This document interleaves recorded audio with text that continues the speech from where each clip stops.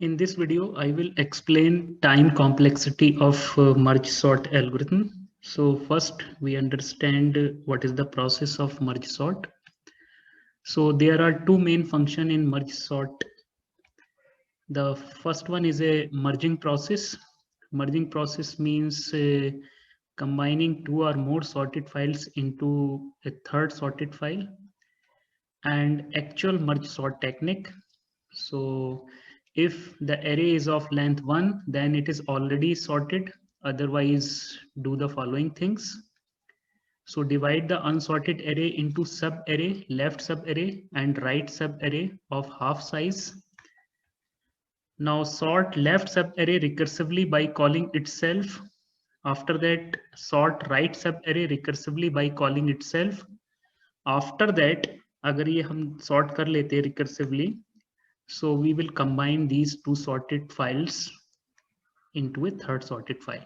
So we will call a merge process, जो हमने point number 1 में बताया था. Merging is the process of combining two or more sorted files.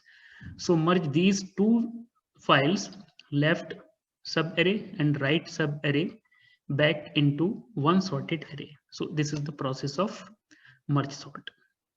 Now, so definitely merge sort technique में हम merge sort को recursively call कर रहे हैं और उसके अंदर हम मर्जिंग प्रोसेस को भी कॉल कर रहे हैं. तो first we understand what is the time complexity of merging process. Total number of comparison कितने होंगे मर्जिंग प्रोसेस में. सो मर्जिंग प्रोसेस कैसे काम करता है उसके हिसाब से हम total number of comparison count कर सकते हैं. So merging is the process of combining two or more sorted files into a third sorted file. Suppose this is the first file. The size is 6. There are 6 elements. And this is second file. And the size of this file is 4. Okay. Now इनको हम अगर merge करके एक तीसरी file में answer store करते हैं. So this is my additional file. This is sorted file. जो कि आंसर सॉर्टेड होने वाला है. So this file number 1 is already sorted and file number 2 is already sorted. Ascending orders में नंबर्स हैं, यहाँ पे भी असेंडिंग ऑर्डर्स में नंबर हैं. सो इनको हम कैसे मर्ज करेंगे. So first we compare 2 with 1. Okay, आप 2 को कंपेयर कर रहे हैं किसके साथ में, 1 के साथ में. सो 1 इज स्मॉलर, सो 1 को आप यहाँ पे पुट कर सकते हैं, राइट. सो एक कंपेरिजन हो गया आपका 1 का 2 के साथ में. नाउ आफ्टर दैट कंपेयर 1 का काम तो कंप्लीट हो गया. So compare 2 with next number that is 4. Okay, अब 4 को 2 के साथ कंपेयर करेंगे. सो विच वन इज स्मॉलर, तो 2 इज स्मॉलर, सो 2 को आपने यहाँ पे पुट किया. Okay, now the task of 2 is over. 2 यहाँ पे कॉपी हो चुका है. Now compare 6 with 4. So 4 is smaller, then copy here. Now 4 is over, so compare 8 with 6. 8 को 6 के साथ में हम कंपेयर करेंगे. So another comparison. So 6 is smaller, so आपने यहाँ पे लिखा, राइट. So आप यहाँ पे थोड़ा सा फोकस कर रहे होंगे कि एक कंपैरिजन जब होता है तो आप एक नंबर को यहाँ पे थर्ड फाइल में लिखते हैं. सेकंड कंपैरिजन होने पे सेकंड नंबर को लिखते हैं. थर्ड कंपैरिजन होने पे थर्ड नंबर को लिखते हैं. फोर्थ कंपैरिजन होने पे आप फोर्थ नंबर को यहाँ पे लिखते हैं. तो आंसर तभी आता है जब नंबर ऑफ कंपैरिजन कंप्लीट हो गया, तभी आप यहाँ पे पुट करते हैं. Because time complexity is directly proportional to number of comparison. So right now the task of 6 is over. Now compare 9 with 8. So 8 is smaller, आपने यहाँ पे कॉपी किया. सो 8 का काम खत्म होता है. So come to the next 10. 10 compare with 9. So 9 is smaller, so right here. Okay, now after that the task of 9 is over, so next number is 12.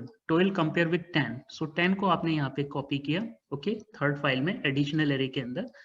So okay, so file number 2 is over. जब file number 2 is over तो file number 1 के elements हैं 12, 15 and 20. उनको आप 1 by 1 करके copy करेंगे. सो 12 को copy किया. ओके, व्हाइल लूप लगा करके, जैसा कि कोडिंग पार्ट में हमने पिछले वीडियो लेक्चर में एक्सप्लेन किया था. सो वहां पे भी एक कंपैरिजन होने के बाद में ये नंबर यहाँ पे कॉपी हुआ. सो कंपैरिजन हुआ वहां पे भी. नाउ आफ्टर दैट 15 को आपने यहाँ पे कॉपी किया, अनदर कंपैरिजन. नाउ 20 को आपने यहाँ पे कॉपी किया, another comparison.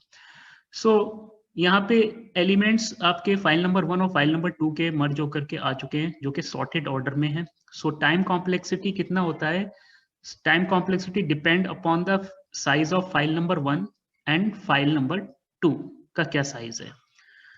So in this way, the total number of comparison is equal to size of file number 1 plus size of file number 2. So this is 6 and this is 4. So total comparison right now, that is 10. So let us assume the total size of file number 1 and file number 2 is capital N. इनका file का size दोनों का मिलाकर के n है. Suppose इसमें आपके element x हैं और यहाँ पे कैपिटल N माइनस x है. तो टोटल नंबर ऑफ कंपेरिजन कितने होंगे अगर हम इन दोनों को ऐड करते हैं? That is n. Okay, so time complexity of merging process will be big O n. Okay, तो डेटा के साइज के ऊपर डिपेंड करता है कि आपने दोनों फाइल का साइज मिला करके कितना डेटा दिया है. So time complexity is directly proportional to the addition, summation of these two files. Okay, so merging process का time complexity जो है, number of comparison जो है, वो n के proportional में है. Now come to the next part. So the time complexity of merge sort. So ये भी हमने आपको पहले वीडियो में explain किया है कि merge sort कैसे काम करता है. So merge sort, there is a recursive approach. Okay. First this is the mid index number. Array को दो पार्ट में डिवाइड करना है तो आपको एक वेरिएबल की जरूरत पड़ेगी. Now if lower bound is smaller then upper bound, so left जो है वो लोअर बाउंड को पॉइंट करता है, राइट जो है वो अपर बाउंड को पॉइंट करता है. Okay, so if this is smaller at that moment आप, if left is smaller then right, आप एरे को दो पार्ट में डिवाइड करिएगा. सो कैसे डिवाइड करेंगे? आप पहले मिडिल इंडेक्स नंबर को कैलकुलेट कर लीजिएगा. So left plus right divided by 2. Right now mid is the middle point of array. So call itself with left sub array. आप इसी फंक्शन को दोबारा से कॉल करेंगे लेफ्ट सब array के साथ में. So index आपका स्टार्ट होगा, कहाँ से स्टार्ट होगा? लेफ्ट से. Okay, this is the lower bound and the upper bound is the mid. And call once again itself with right sub array. So this is capital A. Okay, और इसका lower bound कितना होगा? Mid plus 1. Okay, क्योंकि आपने mid तो आपका position पे mid के नेक्स्ट नंबर से आप लोअर बाउंड स्टार्ट करेंगे और अपर बाउंड कहाँ पे जाएगा? राइट तक. So this is left sub array and then this is right sub array. So recursively हम इसको जब कॉल करेंगे तो आपका लेफ्ट सब एरे यहाँ पे सॉर्टेड हो जाएगा, फिर उसके बाद राइट सब एरे भी यहाँ पे सॉर्टेड हो जाएगा और इन दो सॉर्टेड एरे को आपस में आप मर्ज करेंगे with the help of merge process. इसको भी हमने पिछले लेक्चर में एक्सप्लेन किया, क्योंकि हम टाइम कॉम्प्लेक्सिटी को यहाँ पे एक्सप्लेन कर रहे हैं. सो कोडिंग पार्ट हम ऑलरेडी प्रीवियस वीडियो में एक्सप्लेन कर चुके हैं. So the first array start from left to mid. Same array के अंदर दो फाइल हैं. The first file start A of left to A of mid and the second file A of mid plus 1 to A of right. Okay, आप इन दोनों को left और right को आपस में मर्ज करके आंसर कैपिटल ए के अंदर स्टोर करेंगे. So the end of this part, end of this part. So let us assume this function take a time t of n. So in starting the value of left is 0 and because lower bound is 0 and upper bound आप कितने data के ऊपर काम कर रहे हैं? n data के ऊपर काम कर रहे हैं. So upper bound is n minus 1 and let us assume that the time taken by m sort function is t of n. Okay, क्योंकि आप n डेटा के ऊपर काम कर रहे हैं तो आपने assume किया तो t of n. अगर आप हाफ डेटा के ऊपर काम करेंगे n/2 तो टाइम कॉम्प्लेक्सिटी हो जाएगी tn/2. ओके, जैसे आपने यहाँ पे दो पार्ट में डिवाइड किया m सॉर्ट को तो डेटा आपका approximately n/2 elements left part में जाते हैं, n/2 एलिमेंट्स जो है वो आपके राइट पार्ट में जाते हैं. So calculate, so this is one instruction. Okay, frequency count करते हैं. So less than operator, this is another instruction. यहाँ पे भी आपके नंबर ऑफ इंस्ट्रक्शंस जो हैं, स्टेटमेंट तो एक है. सो एक कंपैरिजन एक स्टेटमेंट आपका यहाँ पे काउंट होगा. Now m sort. ओके, आप पहले से एज्यूम कर चुके हैं. सो time complexity of this function is tn अगर n डेटा के ऊपर काम कर रहे हैं. अब आपने हाफ एरे को डिवाइड किया है मिडिल से तो n/2 एलिमेंट्स आपने यहाँ पे डाले हैं. सो time complexity is tn/2 and time complexity of right portion is also tn/2. And merge process कितना टाइम लेता है? क्योंकि आपने n/2 data plus n/2 data जो अभी हमने प्रीवियस स्लाइड में देखा था. So time complexity number of comparison is equal to size of file number 1 plus size of file number 2. तो फाइल साइज, पहली साइज फाइल का साइज है n/2, दूसरी फाइल का size n/2. So total comparison कितने हो जाएंगे? That is also n. So it will be equal to c dash n. So c is a constant क्योंकि वहां पे भी काफी सारे इंस्ट्रक्शंस और भी होंगे जिन्हें हमने ड्रॉप कर दिया है. So this is total time complexity. So tn will be equal to 1 plus 1 plus 1 plus addition of these two terms plus addition of this one. So tn will be equal to 1 plus 1 plus 1, that is 3, tn by 2 plus tn by 2 plus c dash n. Now ignore this constant terms. So double of tn by 2 plus cn. So आप एक terms की form में ले सकते हैं. So this is the recurrence equation. और recurrence equation से हम इस इक्वेशन को मैथमेटिकली यहाँ पे सॉल्व कर सकते हैं. फंक्शन कॉल करेगा अपने आप को, फिर सेकेंड टाइम, फिर फोर्थ टाइम, इस तरीके से कॉल करेगा. तो हम with the help of mathematics को सॉल्व करेंगे, लेकिन हम नेक्स्ट स्लाइड में इसको with the help of tree, recurrence tree method से हम इसको सॉल्व करते हैं. So recurrence equation is this one. tn is equal to double of tn by 2 plus cn. Now first time अगर आपने फंक्शन को कॉल किया था tn के लिए, so total number of comparison, क्योंकि मर्जिंग प्रोसेस को तो आपने कॉल किया होगा. सो अगर n डेटा के ऊपर आप काम कर रहे हैं, so the time complexity will be cn. Okay, now after that, now this array is divided into two part, यानी फंक्शन अपने आप को अपने अंदर से दो बार कॉल करता है. तो half part is this one and half part is this one. अगर आप n/2 डेटा के ऊपर काम करते हैं तो मर्जिंग के लिए भी आप n/2 डेटा ही प्रोवाइड कर रहे हैं सेम एरे के अंदर. तो टाइम कॉम्प्लेक्सिटी आपका कितना होगा? This is n/2. Okay, this is n/2 like this.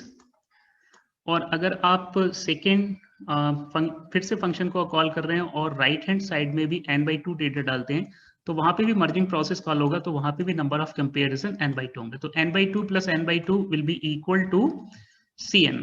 Okay, now if you call itself with half element, so it will divided into two parts. Array two parts में divide होगा और फिर से आप इनको मर्ज करेंगे. सो n/4 elements and this is n/4 elements. So merging process n/4 plus n/4 तो n/2 होगा. Now in the same manner यहाँ पे भी आपके n/4 में array टू पार्ट्स में डिवाइड होगा. So n/4 merging process time लेगा यहाँ पर, और यहाँ पे भी n/4 merge process. So अगर हम दोनों को मर्ज कर रहे हैं दो array को, so n/4 plus n/4 merging process कितना टाइम लेगा? n/2. सबको ऐड करते हैं. So n/4 how many times? 4 times. So it will again equal to this one. So in the same manner इस तरीके से n/8 में डिवाइड होगा. So how many times of n/8? So 8 times of n/8. So in this layer, so total time complexity कितना होगा? इन सबको अगर हम सम करते हैं, यानी मर्जिंग आप कितनी बार कर रहे हैं, मर्ज प्रोसेस को जितनी बार कर रहे हैं, उसमें क्या डेटा आप पास कर रहे हैं, उसके ऊपर डिपेंड करेगा. सो n/8 प्लस n/8 आप कितनी times, how many times? 8 times. So it will again equal to cn.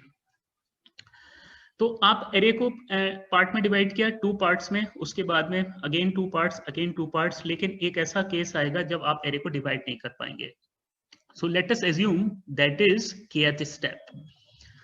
This is 0th step, and this is 1 step, and this is 2, and this is 3, and let us assume this is kth step. तो kth step में भी number of comparison आपके cn है.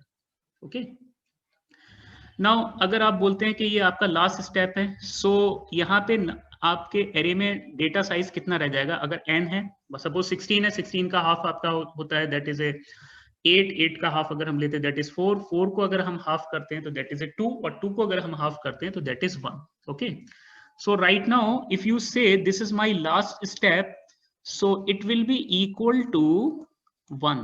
आप t के अंदर सिर्फ एक डेटा प्रोवाइड कर, उसके बाद फंक्शन अपने आप को कॉल नहीं करेगा. सो टोटल टाइम कॉम्प्लेक्सिटी आपकी पूरे एल्गोरिथम में कितनी होती है? This is cn plus cn plus cn. How many times of cn? How many times? This is k plus 1 times, क्योंकि आप लेवल नंबर 0 से स्टार्ट किए. This is 1 and this is 2, 3 and this is k. So total number of comparison will be equal to k plus 1 times of cn. And if you say this is my last step, so kth is my last step, so it will be equal to kth step में array का size कितना है? That is n divided by 2 raised to the power k, and it will be equal to 1, क्योंकि ये आपका last step है. Now here you can calculate the value of k like this. 2 raised to the power k is equal to n. So take log on both sides. So k will be equal to log 2n. Now put the value of k in this equation. So total number of comparison कितने हो जाएंगे? This is log 2n plus 1. Whole thing is multiplied by cn. So c is constant and dominating terms कौन सा होगा? Because this is n plus n log n. तो सबसे बड़ा terms कौन सा होता है? That is n log n. So the time complexity of this algorithm, okay, कितना होगा? That is O n log 2n. So this is the time complexity. So in merge sort, क्योंकि आपका एरे चाहे best case हो, चाहे average case हो, चाहे worst case हो, एरे दो पार्ट में तो डिवाइड होना ही है. ओके, सो अगर हम एरे को दो पार्ट में डिवाइड करते हैं तो time complexity, number of comparison, यानी मर्जिंग प्रोसेस को जब कॉल करेंगे तो उसमें नंबर ऑफ कंपैरिजन n ही रहने वाले. सो n n n how many times, क्योंकि एरे हमेशा मिडिल में से ही डिवाइड होगा और जब मिडिल में से आप डिवाइड करेंगे तो दो पार्ट में एरे आपका जाएगा. सो time complexity in worst case n log n, time complexity in best case also n log n, and time complexity in average case is also n log n. So this is the time complexity. Now in the next video I will explain the space complexity और उसको हम derive करेंगे merge sort का space complexity कितना होता है. So thank you so much.